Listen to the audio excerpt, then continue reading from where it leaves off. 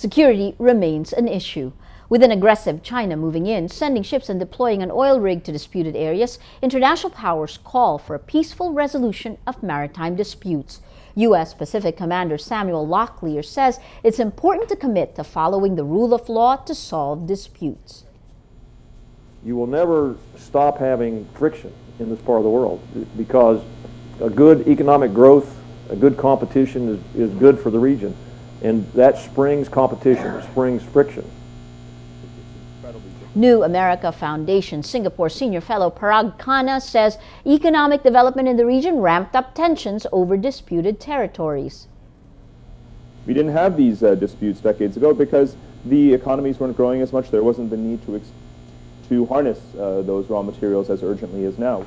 The Philippines, a vocal critic of China's aggressiveness, urges ASEAN to push for a legally binding code of conduct that will help ensure peace and stability in the region. Philippine Foreign Affairs Undersecretary Laura Del Rosario says delaying negotiations on the code may mean changing environments and parameters.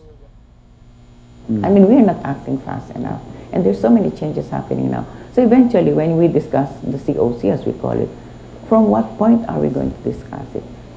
Because when we started talking about it, the changes now were not yet there.